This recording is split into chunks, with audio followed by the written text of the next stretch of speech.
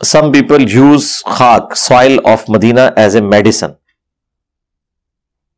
Is any significance of this? اس طرح کی تو کوئی سگنیفیکینس نہیں ہے، ہم نے بھی صرف سنی ہوا ہے، لیکن یہ بات ضرور ہے کہ بخاری مسلم میں ہے کہ نبی علیہ السلام جب سفر سے واپس آتے اور مدینہ شریف آپ کو نظر آتا تو آپ علیہ السلام اپنی سواری کو تیز کر دیتے تھے مدینے کے شوق میں. اور پھر بخاری مسلم میں یہ بھی آیا کہ نبی علیہ السلام نے کہا یہ احد پہاڑ ہے، یہ ہم سے محبت کرتا ہے، ہم اس سے محبت کرتے ہیں. اور مدینہ شریف کے لیے حضور کی بڑی دعائیں ہیں، بخاری مسلم میں پورے چیپٹر ہیں فضائل مدینہ پہ.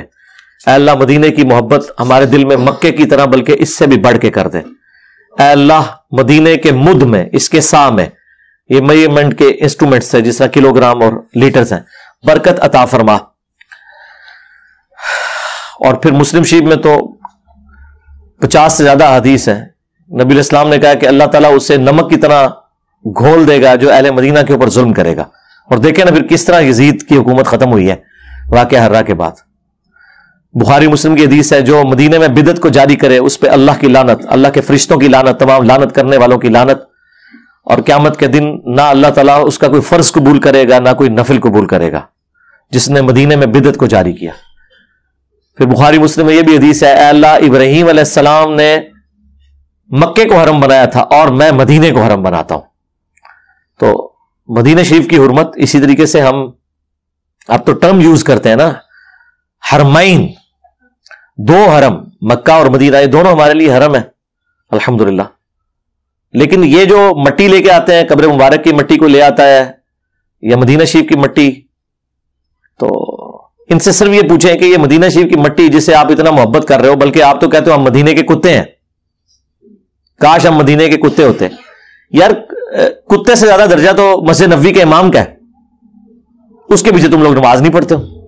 کتے سے پیار ہے مدینے کی گلیوں سے، کانٹوں سے، سوائے مسجد نبوی کے امام کے جو کہ مصلی رسول پہ کھڑا ہوا ہے اس لیے کہ وہ نجدی ہے، یعنی وہ کتے سے بدتر ہے ان کے نزدیک. یہ ذہن میں رکھیں، سیدھا سا یہی رزلٹ نکلتا ہے. یہ آپ کو دین پڑھایا جا رہا ہے. تو مدینہ شریف کا احترام اپنی جگہ، لیکن یہ مٹی وغیرہ کام نہیں. ہاں رسول اللہ کے اپنے تبرکات ہوں اوریجنل، وہ تو ٹھیک ہے، وہ صحیح بخاری میں موجود ہے. ہماری ماں ام سلمہ نے نبی علیہ السلام کے بال مبارک ایک ڈبیا سے نکالے اور وہ فرماتی ہیں نبی علیہ السلام کے بال مبارک ہیں. ہمارے محلے میں جب کوئی بیمار ہوتا ہے تو وہ پانی کا برتن بھیج دیتا ہے، میں اس میں یہ گھول دیتی ہوں، اس سے اسے شفا ہو جاتی ہے. نبی علیہ السلام کا اپنا بال مبارک، اس کی برکات تو ہیں.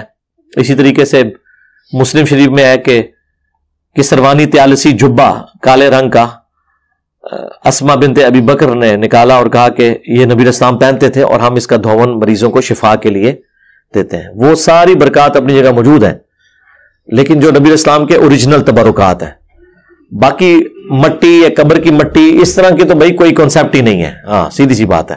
اس کے الٹ باتیں ملتی ہیں بخاری مسلم میں کہ نبی علیہ السلام نے فرمایا کہ اللہ کی لعنت ہو یہود و نصارہ پر، انہوں نے اپنے نبیوں کی قبروں کو سجدہ گاہ بنا لیا تھا.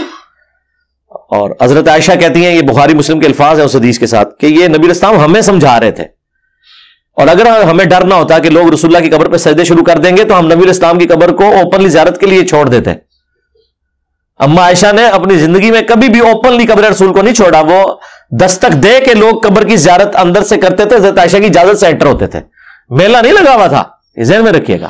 اب تو خیر ویسے ہی کئی سو سال سے وہ بند ہے اور باہر جعلی شریف ہے، ذرا ذہن میں رکھیں.